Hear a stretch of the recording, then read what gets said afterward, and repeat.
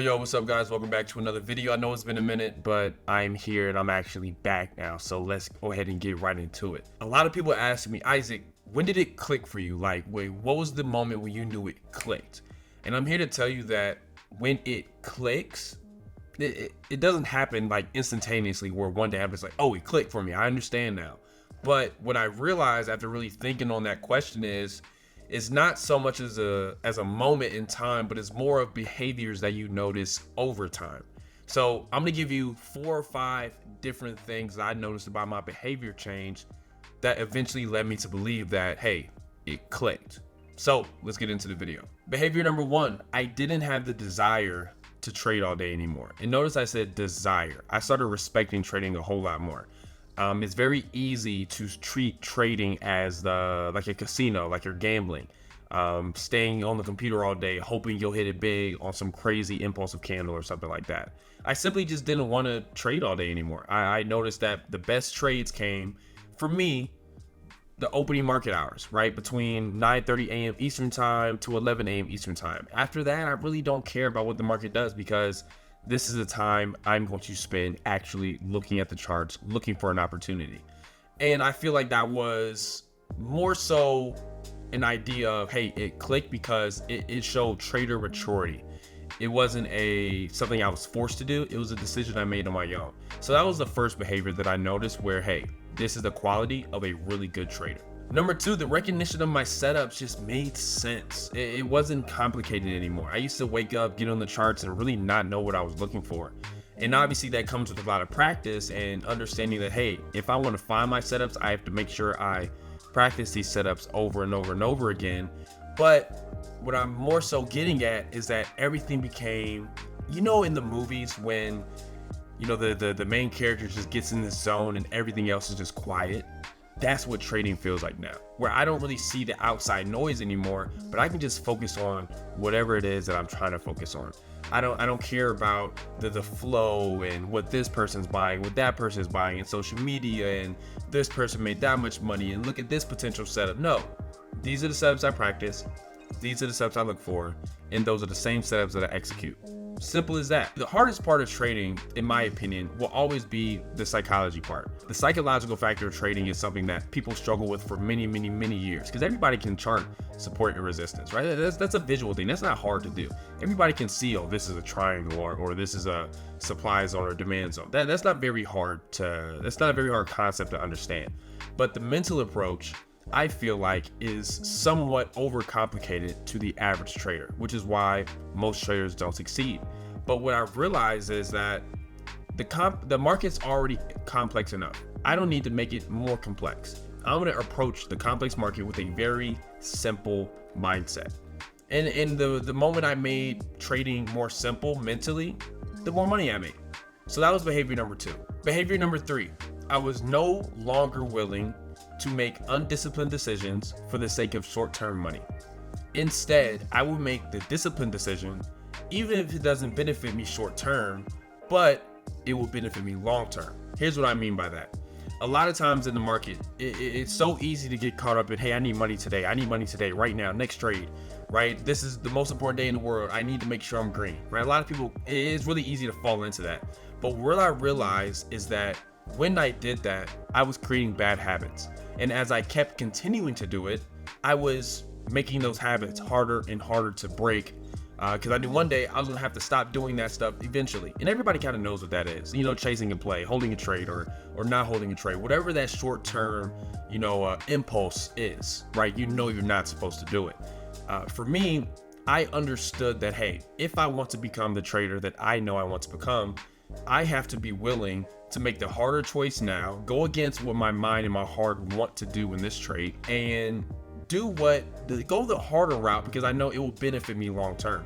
For example, holding trades longer, right? I used to get out of trades very quickly for the sake of being green rather than holding trades, testing my limitations, testing my ability to be able to hold trades longer because the setup still looked good. And I would just take my trade off the table because I just wanted to be green. I don't care about all that. I just want to be green. But if I knew, hey, if I want those $5,000, $10,000, $20,000, $50,000 days one day, I need to be able to hold trades longer. So instead of getting out this trade right now, even if it may be, you know, a decent situation. The outcome may be a decent situation. I am going to benefit long term if I could build up the tolerance to hold this trade longer, because I know one day when I want to have those $50,000 days, it's going to take the discipline to hold these trades, right? I was able to make those decisions a lot easier. And then it really didn't become a decision. It just became, hey, this is just what it is. This is what I'm supposed to do. And as soon as that became just normal, that's when I knew, hey, things are changing. Behavior number 4, I became very mentally fluid. I was able to make decisions in the market without second guessing myself, without any kind of bias. It was, hey, A plus B equals C. 1 plus 1 equals 2. A lot of times what a lot of traders do is that they have biases, right? And when you have bias, you are opening yourself up to only one outcome. For example, if you're in a long trade, right?